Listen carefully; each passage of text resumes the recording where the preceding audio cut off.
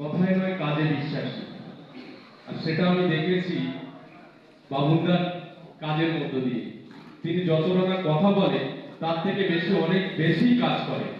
আমি যদিও পড়াশোনার মধ্যে থাকাতে হয়তো সেইভাবে আর এবছরটা এখনো করতে পারিনি, আজকে প্রথম এসেছি। বিগত দিনে দাদা যখন কোভিড প্যান্ডামিক সময় ছিল তখনও কিন্তু আমরা আমাদের এলাকায় দাদার এই কালীঘাট স্পোর্টস লাভার্স অ্যাসোসিয়েশনের পক্ষ থেকে কিন্তু আমরা প্রোগ্রাম করেছি। এবং আগামী দিনেও আমরা যেভাবে দেখছি যে রক্তের যে প্রকটভাবে যেভাবে মানুষের কাছে রক্তের প্রয়োজন, বিশেষ করে হসপিটালগুলোতে গেলে আমরা দেখতে পাবো ডেঙ্গু থেকে শুরু করে যেভাবে রক্তর অভাব দেখা যাচ্ছে। সকলেই কিন্তু রক্ত চাইছে, সকলেই কিন্তু রক্তের কার্ড চাইছে, কিন্তু রক্ত দেওয়ার সময় কিন্তু মানুষের কিন্তু পাওয়া যাচ্ছে না। ফলে আমাদেরকে বেশি বেশি করে কালীঘাট স্পোর্টস লাভার্স অ্যাসোসিয়েশনের পক্ষ থেকে যে বিরল আকারে অনেক নেতা আমরা দেখেছি, অনেক নেতাকে আমরা দেখি, কিন্তু আমি মনে করি বাবুল ব্যানার্জি আমার কাছে জননেতা। আর সেটা অন্ততপক্ষে আজকের যে মিটিংয়ের এই আজকের প্রস্তুতির আজকে দ্বিতীয় মিটিং, খুব সম্ভবত আমি আজকে এসেছি। তো এই মিটিংয়ে এটা বাড়তে বাড়তে কিন্তু আমি দেখেছি এটা কিন্তু গ্রাউন্ড ফ্লোর ভর্তি হয়ে যায় কিন্তু একদম প্রোগ্রামের কাছাকাছি আর এসে।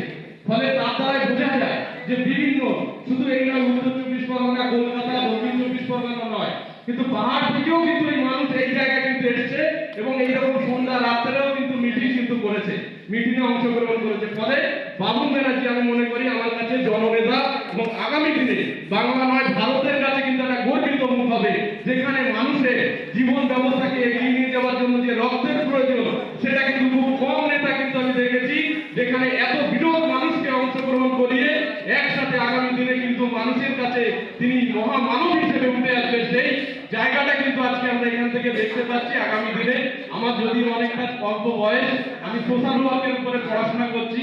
দাদা জানে আমি বর্তমানে পথ শিশুদের নিয়ে কাজ করি এবং দাদাকে পেয়েছি রাজাঘাটের মানুষের কাছে, কিন্তু দাদা কিন্তু একটা আলাদা নাম কিন্তু তৈরি হয়ে গেছে, যেটা আগামী দিনে সুমনদা বা আরো যারা আমাদের গুরুজি আছে বারাসাতে, তিনিও আছে, আমরা কিন্তু সকলে মিলে আগামী যে 23শে জানুয়ারি যে দিনটা আমরা যে সুবর্ণ জয়ন্তী যে 25 বছর, এটা হয়তো আমার ভাগ্যে হয়তো সৌভাগ্যের কাছে একটা ব্যাপার, সৌভাগ্যবান ব্যাপার, এটা অনেকের কাছে কিন্তু অনেকে হয় না যে এরকম 22 বছর 23 বছর, কিন্তু 25 বছর 50 বছর এরকম কিছু বিশেষ দিন আছে যে কিন্তু সবার ভাগ্যে কিন্তু আসে না। ফলে আমাদের কাছে এটা কিন্তু অনেক বড় একটা দিন এবং আগামী দিনে আমরা কিন্তু এই দিনটাকে সুন্দরভাবে পালন করব এবং প্রত্যেকের দায়িত্বশীল, responsibility, leadership not about power, leadership means responsibility. অসংখ্য ধন্যবাদ।